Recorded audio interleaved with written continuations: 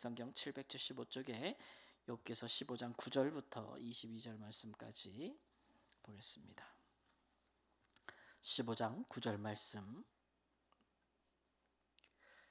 내가 아는 것을 우리가 알지 못하는 것이 무엇이냐? 내가 깨달은 것을 우리가 소유하지 못한 것이 무엇이냐? 우리 중에는 머리가 흰 사람도 있고 연로한 사람도 있고 내 아버지보다 나이가 많은 사람도 있느니라. 하나님의 위로와 은밀하게 하시는 말씀이 내게 작은 것이냐? 어찌하여 내 마음에 불만스러워하며 내 눈을 번떡거리며 내 영이 하나님께 분노를 터뜨리며 내 입을 놀리느냐? 사람이 어찌 깨끗하겠느냐? 여인에게서 난 자가 어찌 의롭겠느냐? 하나님은 거룩한 자들을 믿지 아니하시나니 하늘이라도 그가 보시기에 부정하거든. 하물며 악을 저지르기를 물 마심같이 하는 가증하고 부패한 사람을 용납하시겠느냐? 내가 내게 보이리니 내게서 들으라. 내가 본 것을 설명하리라. 이는 곧 지혜로운 자들이 전하여 준 것이니 그들의 조상에게서 숨기지 아니하였느니라. 이 땅은 그들에게만 주셨으므로 외인은 그들 중에 왕래하지 못하였느니라. 그 말에 이르기를 악인은 그의 일평생의 고통을 당하며 포악자의 횟수는 정해져 있으므로 그의 귀에는 무서운 소리가 들리고 그가 평안할 때 멸망시키는 자가 그에게 이르리니 그가 어두운 데서 나오기를 바라지 못하고 칼날이 숨어서 기다리느니라. 아멘. 욥과 세 친구들의 그 서로 논쟁함이 한 바퀴를 돌았습니다. 그리고 이제 두 번째 턴이죠.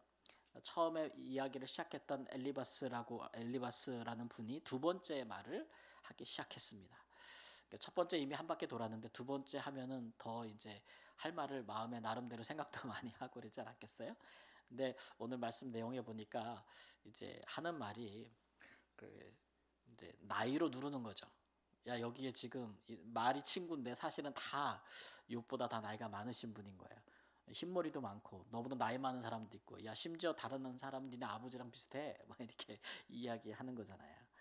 그러니까 이런 나이 많은 분들이 얘기하니까 입 다물어 이런 얘기입니다. 욥 보고 자꾸 말대꾸하고 뭐 얘기하면 그 또 말대꾸하고 막 이렇게 하지 마 이제 이렇게 얘기하는 부분이 있는 거죠. 그래서 욥의 이제 이제 변론을 이제 못하게 하려는 의도가 있습니다. 이 사람들의 귀에는 욥이 다 자기를 의롭다고 하는 교만한 말들로 들리고 욥이 자기 죄를 돌아보지 아니하는 것. 그가 당한 재앙을 볼 때 재앙에 비료해서 그만큼 죄를 졌을 텐데 이제 그 죄를 회개하지 않고 저렇게 하나님이 왜 이러시느냐, 하나님과 한번 변론하고 싶다, 막 이렇게 얘기하니까 이제 굉장히 이제 안 좋게 보이는 거죠. 근데 말이 또 욥이 얼마나 잘합니까?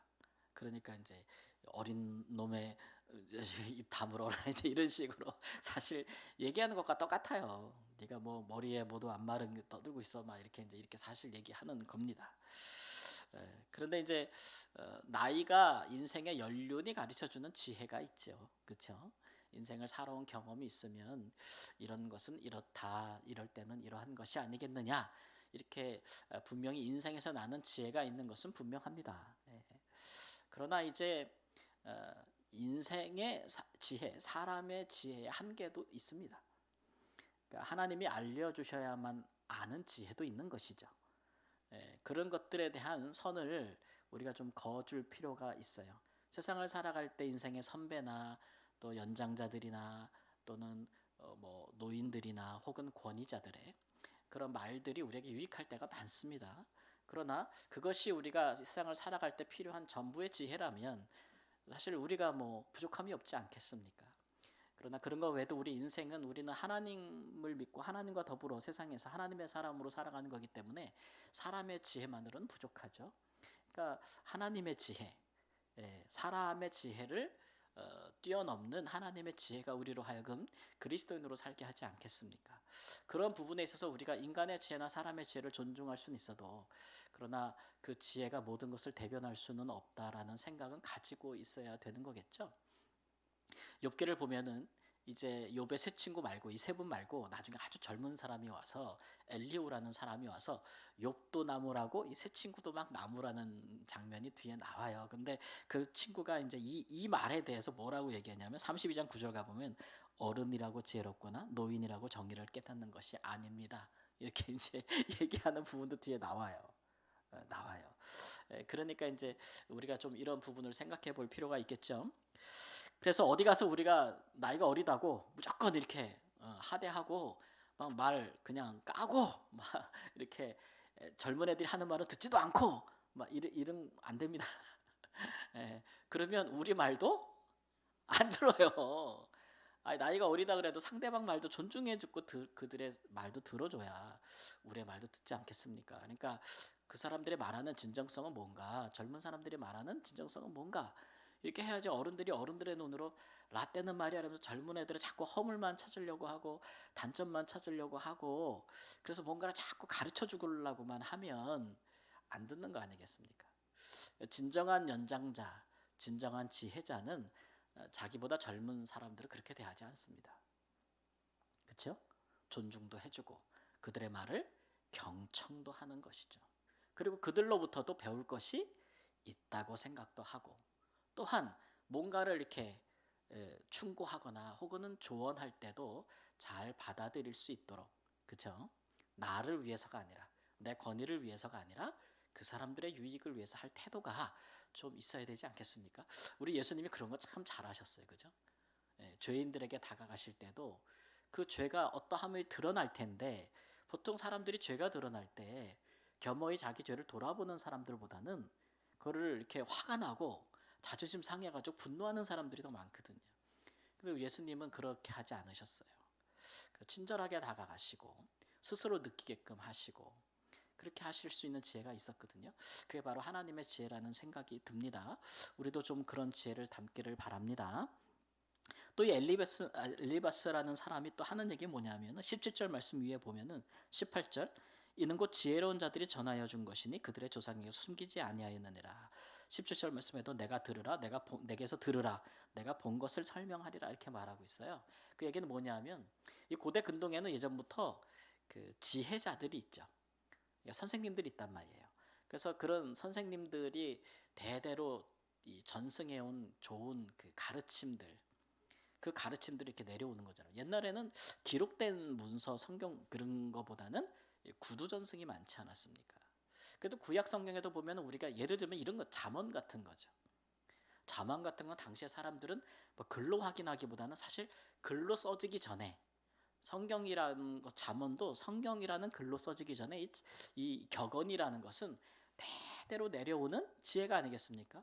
그래서 기록되기 전에 이미 사람들이 알고 암송하는 거, 그런 것들이 나중에 기록이 되는 거예요. 우리 속담에도 뭐 3살 버릇 8까지 간다 이런 지혜들이 있잖아요. 그런 것들이 처음에는 구전 형태로 입에서 입으로 말에서 말로 오랫동안 내려오다가 그것이 인생의 지혜라는 표현들이 생기면서 그것들을 이렇게 기록으로 남기는 거 아니겠습니까? 어느 나라나 어느 지역이나 바로 그런 전통들이 있는 것이고, 또 그런 것들이 좀 시간과 역사를 거쳐오기 때문에 권위를 갖죠. 근데 오늘 이게 엘리바스라는 사람이 우리 시대에도 그런 지혜자들이 있는데 내가 거기서 배웠다는 거예요. 나 거기서 배웠어. 그러니까 배워라. 이제 나한테 들으라 이런 얘기죠. 이거 아무한테나 그렇게 다 아무나 다 알 수 있는 지혜가 아니야. 나는 근데 거기서 보고 배웠어. 그러니까 나한테 좀 배워. 입 다물어. 이제 이런 얘기죠. 그래서 이제 이런 이제 뭐 오늘날로 말하면은 뭐 이렇게 좀 학식이 있거나 지식이 있거나 똑똑하거나 아니면 권위가 있거나 가르치는 권위가 있거나 뭐 이런 것들로 한번 비교해서 할 수가 있을 것 같습니다. 그래서 예를 들면 못 배운 사람들은 입 다물어, 조용히 해. 너 나보다 똑똑해? 막 이러면서 너 나보다 많이 배웠어? 막 이러면서 너 가방끈 길어 짧어? 뭐 이렇게 하면서 사람을 권위로 이렇게 누를 수가 있는 것이고, 그래서 그런 부분들에 대해서 이렇게 막 설파하면서 논쟁에서 이기려고 하는 그런 이제 태도들도 사실 있지 않습니까? 근데 그런 태도로 욥에 대해서 이렇게 누르게 되는 것이죠. 근데 이렇게 이제 이 사람이 그 두 번째 이렇게 얘기하는 자기가 굉장히 똑똑하다, 그런 전통과 지혜를 배웠다 지혜자들에게서라고 하는 말의 핵심 구절을 우리가 쭉 20절 밑으로 해보면 한마디로 표현될 수 있어요. 그것은 뭐냐면 악인은 그의 일평생에 고통을 당한다는 거예요. 그게 이제 20절 말씀에 나오는데 그 논리로 쭉 가는 겁니다. 악인은 그 평생에 고통을 당한다라는 거죠. 그러니까 이게 권선징악이 잘 이루어지는 그 사회라는 거죠. 인과응보 이런 것들이 잘 이루어진다. 우리 인생에서는 그런 걸 얘기하는 겁니다. 그런데 이제 우리가 이런 부분에 대해서 이제 좀 의문을 달 수가 있죠. 왜냐하면 구약 성경에도 그런 일이 많고 뭐 시편 70편은 73편에도 그렇지만 악인이 항상 일평생 동안 고통을 당하느냐? 그렇지 않은 경우 많지 않습니까? 그죠? 예, 그래서 악인이 뭐 이렇게 형통한 경우도 많지 않습니까? 물론 악인이 이 땅에 살면서 그 죄값을 치르면서 고통당하는 경우도 있으나 그렇지 않은 경우도 있지 않습니까? 그래서 이런 세상에서 속담, 격언 이런 지혜의 말들은 물론 현실을 보고 나온 지혜로운 말들이긴 하지만 또 어떤 면에서는 그 사람들의 그 소망이 담겨 있는 거예요. 그런 세상이 됐으면 좋겠다. 그죠? 그래서 그것을 가르치는 이유가 무엇이겠습니까? 그런 세상이 돼야 된다는 당위성, 합리성 이런 것들을 확보하기 위해서 자꾸 대대로 가르쳐지는 것이겠죠.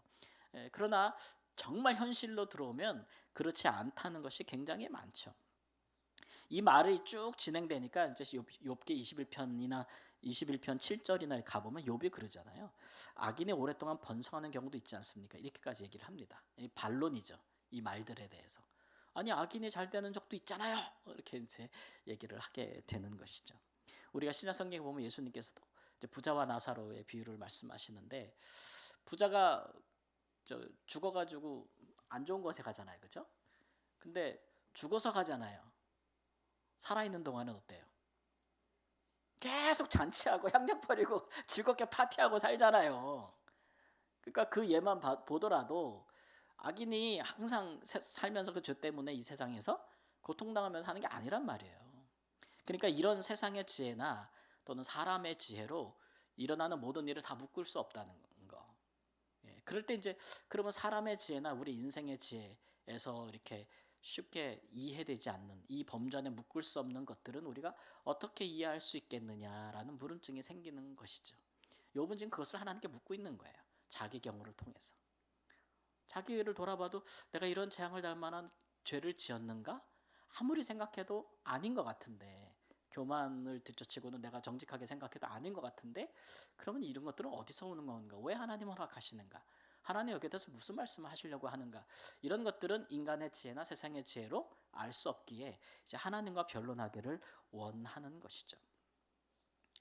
우리가 이제 근본적으로 이제 동의하는 전제가 있습니다. 이 주제를 우리가 살펴볼 때 우리가 다 믿고 동의하는 전제는 뭐냐면 악인은 반드시 심판을 당한다는 거예요. 그거는 우리는 다 동의합니다. 악인은 반드시 심판을 당한다. 그건 성경 신약 전체에 흐르는 내용이에요. 다만 악인이 반드시 이 세상에서 모든 심판을 다 받느냐에 대해서는 아니라고 성경에서 가르쳐주고 있지 않습니까?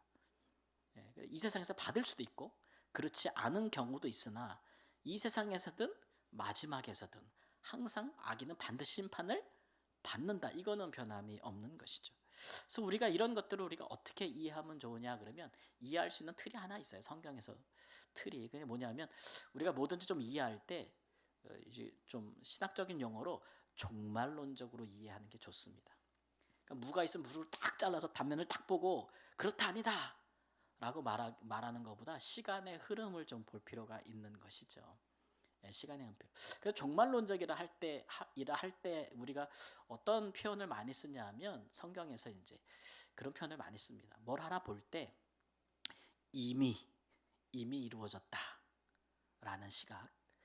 그런데 아직은 끝난 것은 아니다. 다 이루어지지는 않았다라는 그 이미와 아직이라는 종말론적인 틀에서 보면은 많은 것이 좀 이해가 돼요. 그러니까 악인을 향한 하나님의 심판은 이루어지고 있고 이루어졌다는 거죠. 이미 판단은 끝난 거예요. 재판은 끝난 거예요. 그죠? 예, 그러나 그 재판에 대한 형벌과 그 시행은 이 세상에서 일어날 수도 있고 어떤 사람을 향해서는 그 사람이 죽은 다음에 하나님 앞에 가서 일어날 수도 있는 거죠. 아직은. 그러니까 하나님의 심판이 다 끝난 거야 아니에요. 지금 우리가 사는 세상에 하나님의 심판이 100% 이루어지고 있는 거예요? 아니죠. 이미 이루어지고 있지만 아직 다 심판이 끝난 것은 아니란 말이에요. 반대로 우리가 좋은 것도 생각해 보세요. 예수님이 이 땅에 오셔가지고 천국이 이 세상에 소개되고 천국이 오면 이러할 것이라는 것을 보여주셨잖아요. 예수님께서. 이 땅에서 천국이 시작됐다는 것을 보여줬지만 그러나 천국이 지금 이 땅에 완성됐어요? 아니지 않습니까? 아직은 아니라는 거죠. 그래서 이렇게 종말론적으로 이해하면 우리 인간의 지혜가 포함해 줄 수 없는 범주들을 우리가 좀 이해해 줄 수 있는 그런 측면들이 좀 생겨요. 그러니까 이런 종말론적인 시각은 성경을 통해서 우리에게 계시되어지는 부분이죠. 이거 하나님의 지혜입니다. 하나님의 지혜. 야고보서 3장 17절 말씀해 보면 오직 위로부터 난 지혜는 성결하고 다음에 화평하고 관용하고 양순하며 긍휼과 선한 열매가 가득하고 편견과 거짓이 없다 그랬어요. 그러니까 지금 욥의 친구들이 사람의 지혜 또 나의 인생의 지혜를 가지고 편견을 가지고 이렇게 막 욥을 누르잖아요. 그런데 하나님의 지혜는 그런 게 없다는 거예요. 하나님의 지혜는 그렇게 하지 않는다는 것을 우리에게 보여주고 있는 것이죠. 우리가 세상에서 전통과 세상에서의 지혜, 권위로부터 나는 것 그런 것들로 우리 인생의 문제를 다 이해할 수가 없습니다. 하나님이 행하시는 것도 다 우리가 헤아릴 수가 없어요. 그러나 하나님께서 또한 하나님의 지혜를 우리에게 알려주시지 않습니까? 세상에서는 배울 수 없는 하나님의 말씀이 있고 또 예수님을 통해서 그가 하신 말씀과 그가 또 어떻게 지혜롭게 이 땅에 오셔서 하나님이 이 땅에 죄 가운데 있는 사단의 손 안에 있는 곳에서 하나님께서 어떻게 사셨고 보이셨는지를 우리가 그 지혜를 우리가 보고 배울 수도 있거니와 또 성령께서 우리에게 또 지혜를 주시지 않습니까? 성령은 다 성령님의 하나님의 다른 이름이 바로 지혜의 영이세요. 그러니까 그렇게 우리는 세상에서 사는 지혜도 필요하고 그 다음에 하늘로부터 하나님으로부터 오는 지혜도 필요한 사람들이죠. 두 가지가 다 있어야 됩니다. 그렇죠? 두 가지가 다 있어야 되죠. 그러면 어느 지혜가 우리에게 더 소중하고 더 귀한 것이냐? 그러면 하나님이 주신 하나님으로부터 오는 지혜가 우리에게는 더 중요한 것이죠. 그것은 우리를 구원으로 인도하는 지혜가 있지 않습니까? 그렇죠? 그런 면에서 우리 하나님의 사람들은 세상의 지혜도 갖춰야 되겠지만 하나님부터 오는 지혜를 사모하고 그것을 얻기를 힘쓰고 그 지혜를 따라서 사람을 또 구원하기도 하고 또 권면도 하고 세워주기도 하고 위로를 하기도 하고 그런 정말 성숙한 자의 모습이 있기를 우리 주 예수님의 이름으로 축원합니다. 아멘.